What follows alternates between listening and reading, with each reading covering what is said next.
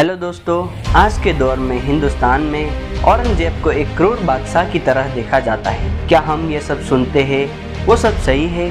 तो आज हम इसी के ऊपर रेफरेंस के साथ ये वीडियो बनाया है, तो हमारे वीडियो को एंड तक जरूर देखें। अगर आपने 2 सेकंड के लिए भी इसे मिस किया तो आप सही नॉलेज नहीं ले पाएंगे। अगर आप हमारे चैनल पे नए हैं तो वीडियो के नीचे लाल कलर के सब्सक्रिप्शन बटन को क्लिक करें और साथ में बेल आइकन को दबाइए।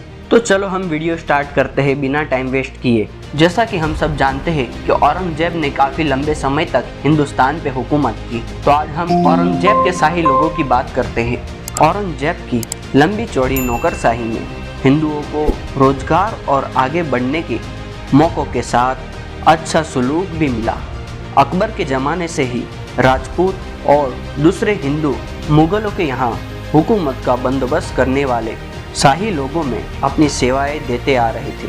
मुस्लिम सहकर्मियों की तरह औपचारिक ओहदे दिए जाते थे, जिसे उर्दू में मनसब कहा जाता था।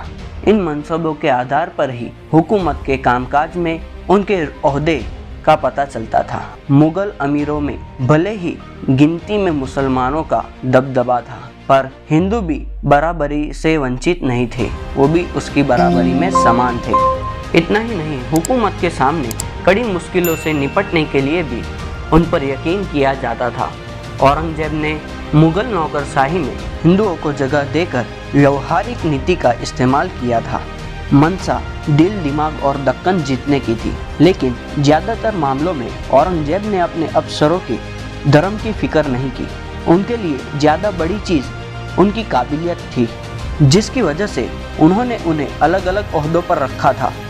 जब शाहजहां के बेटों के दरमियान वारिसाना हक की जंग छिड़ी, उस वक्त उनके हिंदू साथी भी औरंगजेब और बनाम दारा के खेमों में बट गए थे। ज़्यादातर राजपूतों ने दारा को साथ दी, जबकि ज़्यादातर मराठे, जो कि 17वीं सदी के मध्य तक इंतखाब करने वाली ताकत में काबिल हो चुके थे और औरंगजेब के साथ खड़े थे। कुल मिलाकर देखें तो उनके ओहदों पर 21 हिंदू थे, जिनके पास 1000 से ज़्यादा ओहदे थे और वो औरंगजेब की ओर से लड़ रहे थे, जबकि 24 हिंदुओं ने दारा के साथ जुड़ने का फैसला किया। दूसरे शब्दों में कहे तो औरंगजेब को हिंदुओं से समान रूप से मदद मिली। अगर मुग़ल अमीरों, जिनमें हिंदू और मुसलमान दरबारों शामिल थे, उनमें से ज़्यादातर का नतीजा देखे तो उनके मुताबिक तख्त पर बैठने के लिहाज से औरंगजेब ज्यादा मजबूत दावेदार था। चंद्रभान ब्राह्मण जैसे मुग़ल दरबार के दूसरे हिंदू के लिए भी औरंगजेब की फतह खुशी का बाइस थी और उससे मुग़ल हुकूमत के बुनियादी उसूलों में कोई हेरफेर नहीं हुई थी। जैसा कि माना जाता था, औरंगजेब की ताजपोशी से मुग़ल प्रशासन में हिंदू की हिस्सेदारी में